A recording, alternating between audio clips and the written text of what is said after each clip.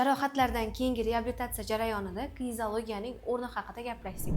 Ko'pincha faqat kineziyologiyani davrida, hozirgi vaqtda grejaliga shunaqa qilishyapti, lecheniya qilishyapti. Endi biza asosan sportivniy travmalar, har xil jarohatli, masalan, singan, chiqqanlar, payli cho'zilgan bo'lsa, masalan, sportsmenlar asosan og'ir ko'tarib qo'yadi yoki kurashchilarda qattiqroq yiqilib qolsa yoki boshqatdan nimasi bo'ladi, og'ir ko'tarib qo'ysa, pay cho'zilib qoladi. Shu narsa juda muhimki, qayta tiklash. Chunki muskullar, paylar o'zidan o'zi tiklanish juda sekin, qiyin protsess. Agar uni to'g'ri vitamin ichish bo'lsa o'ziga keladi.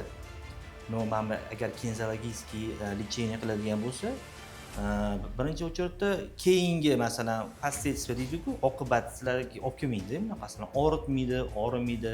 Agar mana shu narsani bu hech narsa qilmaydi, men sportsmenman, sog'lomman, hali yoshman desa, bu xatoda. Masalan 10, 20, 30 gacha bilinmaydi muammo. O'sha 30 dan keyingi jarohatlar o'sha masalan qattiq shamollasa yoki qaysidir novodo qayilib ketsa, o'sha eski travmalari ham qo'zg'ab ko'p muammo kelib chiqadi.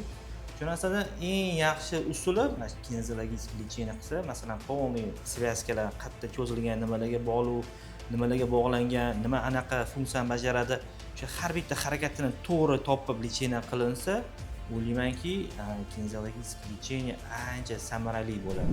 Aynan sport travmalarini qanaqa belgilari bo'ladi? Bunaqa holatda har doim bilish kerakki, baribir rentgen qilish kerak. Agar oyoq ishyaptimi, bilish kerak. Pay cho'zildimi, oyoq chiqib ketdimi, svязка nimadandir bilish kerak. Agar ko'r-ko'rona qilinsa, birinchi yordam yaxshi. Chunki baribir qayilib ketib qolsa, chiqib ketib qolsa, zalda to u yoqqa borguncha ishib ketadi. Agar masalan trenerlar yoki boshqa mutaxassislar agar bilsa, masalan chiqib ketganini, qayilib ketganini hisob qo'ysa, boshqa qilsa, har doim aytamanki, birinchi yordam qo'pol bo'lish kerak emas.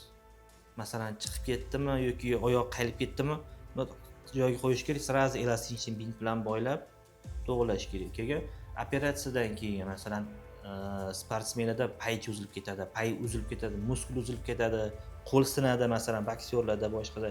Mana shu har doim gipsdan keyin har doim masalan gips cheklab qo'yadi. Qon tomirlarni, svязкаlar o'zi keyin yaxshi ishlamaydi.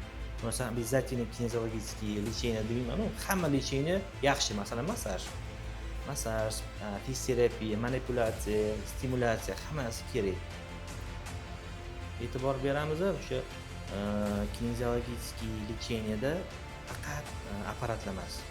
Birinchidan uni to'g'ri tashxis qilish kerak, shoshish kerak emas. Shuni har bitta harakati, chunki insonning sog'lig'i uchun odam mutaxassis javobgar bo'ladi. Chunki qaysi holatda odam sog'lig'ini yaxshilash mumkin yoki naborot yomonlab qo'yish mumkin. Shunga odam ehtiyot bo'lishi kerak. Любой holatda masalan pay cho'zilganda ham bilish kerak-da. Joyida turibdimi suyi, bo'ldi deyish kerak emas. Bir xil tortaveradi, qaytirib ko'radi, boshqa narsa qilib ko'radi. Shunga ehtiyot bo'lish kerak. Baribir mutaxassis vrachga borgani men tavsiya qilaman. Jarohatdan keyingi reabilitatsiya jarayoni aynan kinezologiyada qancha muddat oladi? 3-4 ta kurs lecheniya olish kerak. Chunki birinchi kurs lecheniya 7 kun bo'lsa, og'riq o'zgaradi. Chunki yaxshilanish emas. Masalan, og'riq ko'payadi, kamayadi, og'riq shunaqa o'ynaydi. Odam holati bir yaxshi bo'ladi, bir yomon bo'ladi, bir og'riq ko'payadi, bir kamayadi. Shu narsada shunaqa narsaki, har bitta kurs lecheniyada o'zini etapi bor-da. Masalan, birinchi kurs lecheniyada odam tanasi, svязкалari o'rganiladi. Nimalarga bardosh beryapti, nimalar qilsa kamayyapti, nimalar qilsa ko'payyapti, nimalar qilsa zararli emas, nimalar qilsa davini oshib ketyapti. Shu narsadan kelib chiqqan holda o'sha ikkinchi kurs lecheniya boshlanayotganda boshqacha yo'nalishadi. Boshqacha yondashiladi lecheniyaga qarab. Keyin odam holati sразу уже o'zgarish. Chunki biz ham bilamiz. Chunki sportsmenlarda ham jang qilishdan oldin o'rganiladi. To'g'rimi? Masalan, raqibi oliy qanaqa trenirga qilyapti, qanaqa urushyapti. Chunki biz bilmaymiz-ku bemorlarni, qanaqa holatda kelyapti, bizdan keyin nimalar qilyapti. Masalan, lecheniya olishadi, boradi ogrodga ishga tushib ketadi, noyo'bada o't o'radi, boshqa narsa qilishadi, keyin yana bizga kelishadiki, yaxshi bo'lmayman. Biz ham aytamiz-da, lecheniyadan keyin o'zingiz ehtiyot qilib turing. Gimnastika mumkin emas lecheniya protsessida. Chunki lecheniya qilasiz, gimnastika qilib qo'yadi, yana qaytib keladi, yana noldan boshlashga to'g'ri keladi.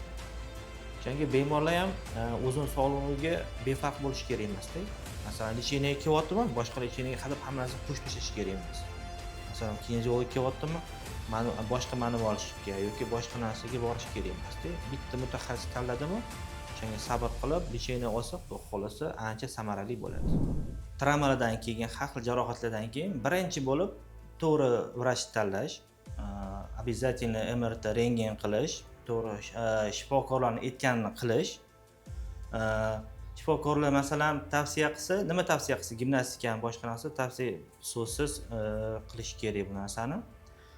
Keyinchaligiga masalan, keyinchalik travma qaytib kelmasligiga, og'riq qaytib kelmasligi uchun odam o'zini ehtiyot qilish kerak. O'zingizning sog'lig'ingizga e'tibor bo'linglar. Ko'rishguncha xayr.